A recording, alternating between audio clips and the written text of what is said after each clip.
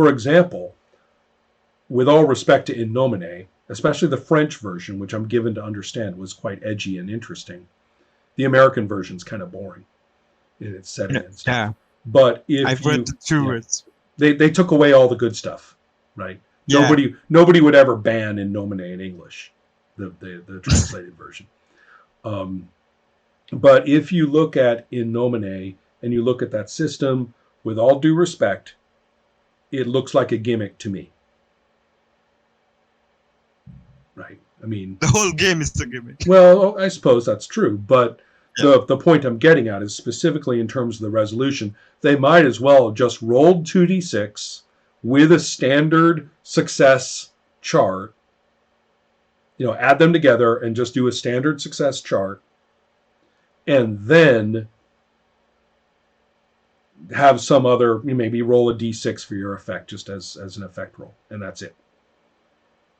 I mean, it wouldn't, that business of turning it into a 4 and a 3 become a 43 or something like that, that's window dressing. So anyway, any other thoughts about Helma? I didn't ask you for a game in your experience, but you have played some pretty interesting games this last year. Most of them have been flat, right? Yeah, but most of them, I was thinking about it. Most of them were combinations of different things. Mm-hmm. I mean, you start off with something flat, and then if you keep to the example that we are using weapons, the weapons effect often is a number of dice. Right. So yes, the effect is where it matters. Them. Yeah. Or if you're thinking of Mountain Witch, you roll off against each other. Right. Then you have some effects that modify that. And then things go pretty bad. What's interesting in the Mountain Witch, it's another stealth 2d6 system. Because you're not really rolling one die ever. You roll one die, but it's always against someone else's die. And remember, if it's 2 dice and you're looking at a mathematical outcome, it doesn't matter if you're multiplying, subtracting, adding, or whatever, it's the same distribution. So technically, the Mountain Witch is using a 2d6 system. Right? Yeah, a modified one. Yeah, and then you modify it with the extra dice and stuff like that, like roll more than one and keep one and stuff. But it's then you have modifiers. But yeah, that's actually a really interesting point that a game that looks flat just because you roll a single die, but then you look at what always happens mathematically, and it's not. It's a bell. So yes, and then in RuneQuest, another thing I forgot to mention. Remember, I talked about how important that impale was, and the criticals. Those are always a percent of your percent. Yeah. And what's interesting about that is that now the critical one doesn't matter. I mean, it starts like 1% and goes to like 4% or some crap value, right? 1 to 5% maximum. It's not much. But the impale, on the other hand, is 20% of your success roll. So as you go up, remember, you go up in increments of 5%. So 20% of 5% is 1%. Every time you go up, your chance of an impale goes up by 1. Every time.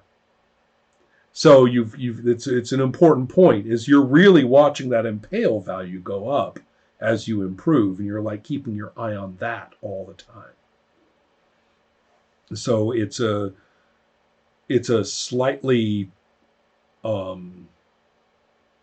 it's sort of a stealth ballooning effect that occurs in there that I noticed. It made me want to apply the impale and critical rules to everything. Right? You wanted to find a way, okay, if you're making because you're leveling up so slowly. Yeah, exactly. And also because it was so important in combat, it seemed like if you're going to make your stealth roll and you get 20% of your total value, you want it to be an extra stealth, not just for narration. You want to get something, I feel, as though we should validate that mechanic, validate play or make play more meaty by simply applying that same concept throughout the entire skill system. Right. Like if you on the resistance table, if you resist within that 20%, you don't really get anything. Right. The Someone resistance casts a table, spell that at doesn't. you, Right. Yeah, and you roll really low. It's like, okay, well, I didn't get disrupted, Right. but Yeah, that one's really get anything out of that one's really binary. It's 1-0 or 0-1, and that's it for that one. The power gain and loss results in spirit combat are more swingy. But the effect that I'm after, though, is to say in RuneQuest, in combat, the fact that you've got a percent versus a percent and they're orthogonal is interesting in the first place and makes it a far more interesting set of outcomes, a far more fun set of outcomes, not interesting, so far more, attention grabbing. And then you go to, and then with the impale effect, you're really looking for that.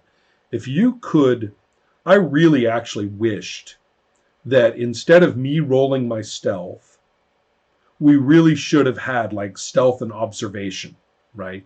And you can see the rules for that kind of struggle throughout different iterations of RuneQuest. They finally came up with a skill versus skill system later, I think. But I always kept swinging back to combat and saying, why don't we just go to the combat rules and use that for everything? Why don't we just do that?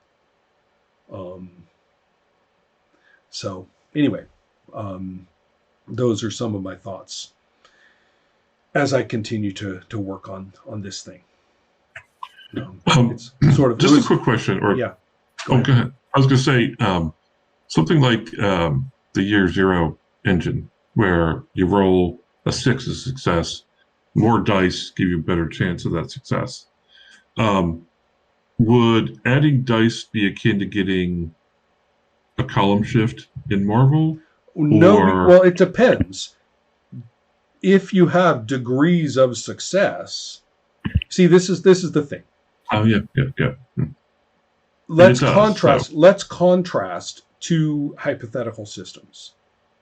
In this hypothetical system, actually, this one isn't hypothetical. This is champions. 3d6, roll target number or under. Right, 3d6 sum, I should say. So you just get a sum, and then you get a target number or under. A 3 is always a success. An 18 is always a failure. There's no criticals, no fumbles, no degrees of success. You never find the difference between what you rolled and what the target number was. That's it. There's 4 outcomes, and qualitatively, the 3 and the 18 do not give you anything special. They are not criticals. They are not fumbles. It's just automatic success. So if you have 13 or less and you roll a 13, the effect is no different if you roll a 3. So the effect rules are completely divorced from what those dice did, except for success and failure. That's it. Whereas if we go to a system like Rollmaster, which is, I believe, has gradations of effects, right, all up and down, or if we go to a system like Marvel Superheroes, where you have, again, what you roll matters greatly. Or even more so Legendary Lives, where you literally have 10 to 12, specific outcomes that can occur. And then the dozens of systems where you find the difference. I needed a this, I got a that, that's my difference, then I do something with that difference. Right? And that's where Circle of Hands does that.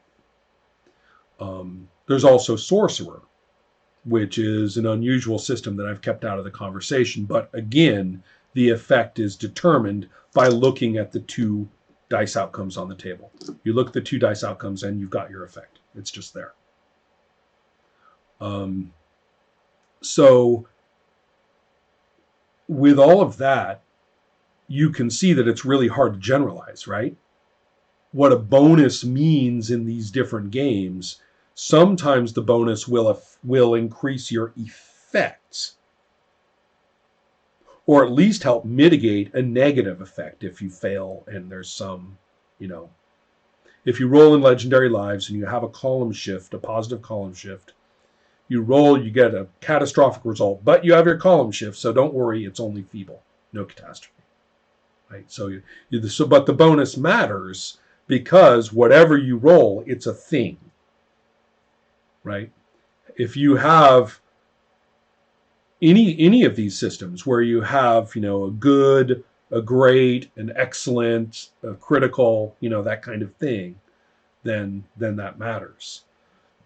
So you kind of have to look to see, or you can have them be really separate from one another. Classic Dungeons and Dragons, the roll to hit is success or failure. Again, like Champions, no one ever believes me, but there were no criticals or fumbles in early D&D. No one ever believes me. It's true.